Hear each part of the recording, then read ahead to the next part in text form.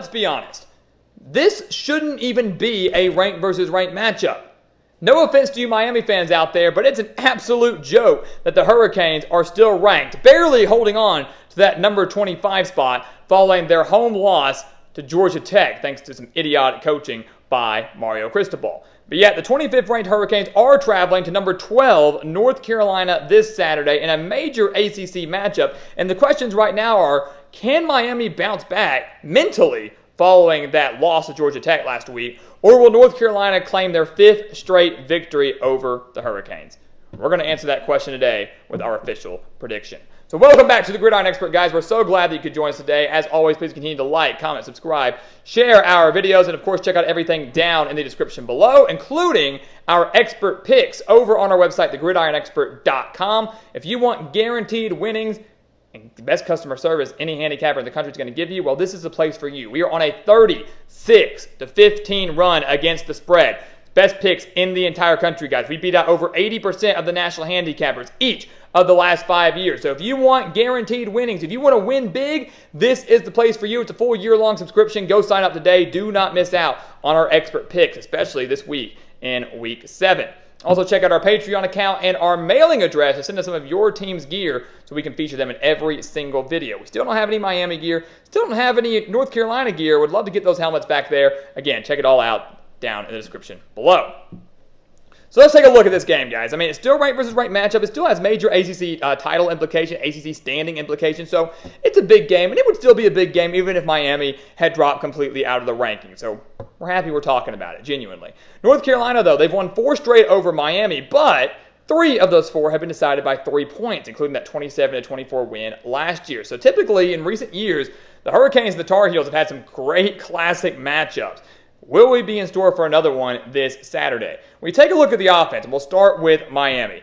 The offense really isn't that bad. They've really, I think, been better this year. Obviously better this year than they were last year, and certainly have improved. They've looked really good in the first 4 games of the year, especially in that Week 2 win over Texas A&M. But last week, against a Georgia Tech team that got blown out by Bowling Green and had just fired their defensive coordinator, the offense struggled. At least they struggled to score. They outgained Georgia Tech 453 yards to 250, so outgained them by over 200 yards, but still couldn't find the end zone that often, falling 23-20. They are averaging over 295 passing yards per game, 211 on the ground, so they're very, very balanced. The offensive line has consistently shown improvement. They've only allowed 5 sacks so far this year. Tyler Van Dyke's been phenomenal, over 1,300 yards and 12 touchdowns. Henry Parrish has been great, 379 yards, 4 touchdowns. Donald Chaney, 289 yards, 2 touchdowns. This is a Miami team, guys, that has all the pieces there. And this is a Miami team that can definitely be extremely, extremely explosive. We've seen them put up points. We've seen them be efficient. Can they bounce back and do that against a North Carolina defense that has certainly seen a lot of improvement, but at times can still be wildly inconsistent? We'll get to them in just a second. And take a look at North Carolina's offense, though. I will say right now that UNC owns the offensive edge in this game, and I'm not putting that up for debate. The Tar Heels own the offensive edge in this game. They're averaging over 500 yards per game, 325 passing yards per game, 174 rushing yards per game. Drake May, one of the best quarterbacks in the entire country. We know that. He's been absolutely unreal. Over 1,600 yards to the air, 8 touchdowns. Also has rushed for nearly 200 yards and 4 touchdowns. So he's putting up the numbers. He's doing what he needs to do. Had a phenomenal outing last week against Syracuse, over 440 passing yards against the Orange in that 40-7 win. The offense as a whole had 644 yards of offense against the Orange. I mean, that was a Syracuse team that, again, was not elite by any means, but we thought they'd be better than that. Definitely thought they'd be better than that. 6 players for North Carolina, though, have over 100 reception yards, led by Nate McCollum, and that offense as a whole, that wide receiver corps as a whole, getting a huge boost. Now, finally, Tez Walker is eligible. He should have been eligible back in Week 1, but the NCAA is corrupt. They're idiotic. They're ridiculous. They're unfair, and not just for North Carolina, but for everybody. They're an absolute joke of an organization.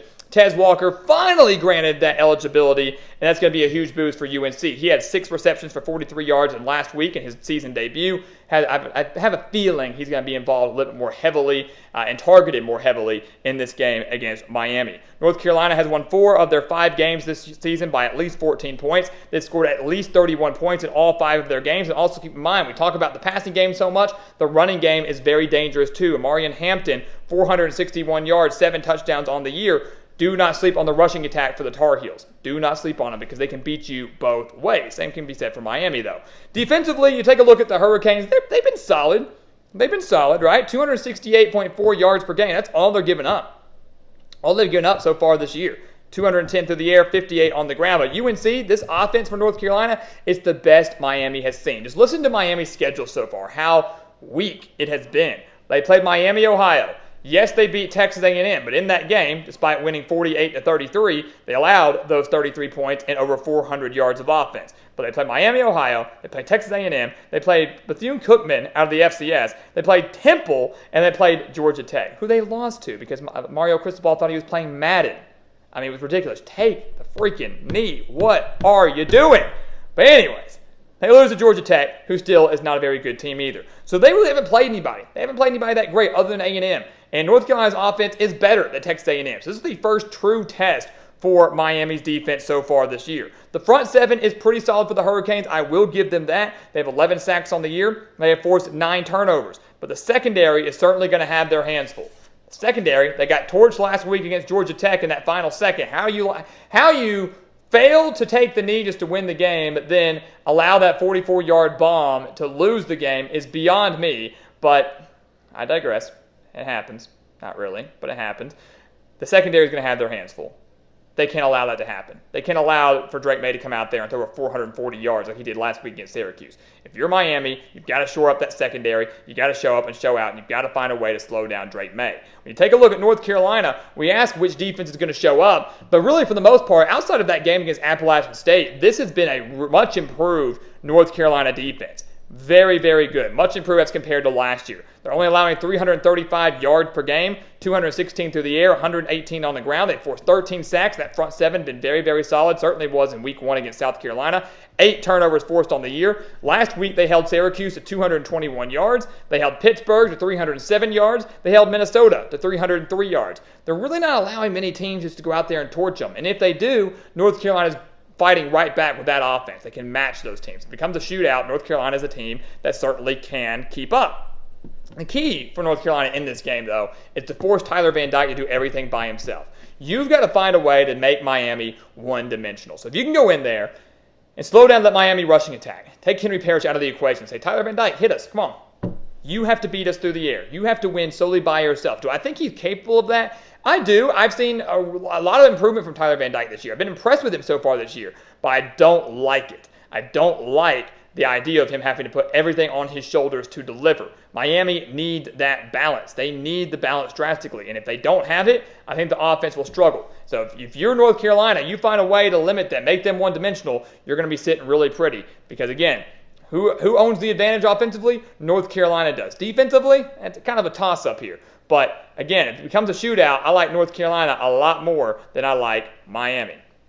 So what's going to happen in this game, guys? I think if you listen to the video, I have nothing against either team. I'm hoping to see a solid game. But ultimately, I do believe North Carolina wins this game. And I think they win it by at least a touchdown, if not more.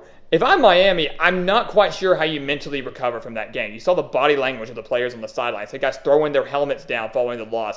You wonder about the trust and the faith in your coaches after saying, hey, I go out there. All we have to do is kneel the ball, and we'll jog out there to go shake hands. Instead, we run the ball, fumble, give the game away. How do you mentally recover from literally losing that win, losing that victory? Miami should be undefeated. This should be a top 15 matchup. Instead, it's 12-25. But you got North Carolina, who is at home right now. Mentally, they're pumped. They're coming off a huge win over Syracuse. They know what just happened against Miami. They're looking to remain undefeated to keep themselves alive, not just for an ACC title, but a college football playoff berth. Miami, both those things pretty much, I would say, gone because that Georgia Tech loss is really, really bad resume-wise. So you've got a North Carolina team that's at home, home field advantage, better offense, defense that can match Miami's, a little bit more to play for. I love the Tar Heels in this spot. I think it's close for a little while. North Carolina pulls away. They improve to 6-0, and they have a very, very favorable schedule coming up. So if the Tar Heels don't slip up, watch out, because once we enter the month of November, we're going to be talking about them as legitimate college football playoff contenders. Only the case, though, if they can beat Miami, and we believe that they will. Well, guys, as always, thank you so much for watching us here at the Gridiron Expert on YouTube. Please continue to like, comment, subscribe, share our videos, and of course, check out everything down in the description below, including those expert picks, beating out over 80% of the national handicappers, 36-15 run right now. Go sign up for those today and win big with us. And once again, guys, as always, thank you so much for watching, and we'll see you next time right here on the Gridiron Expert.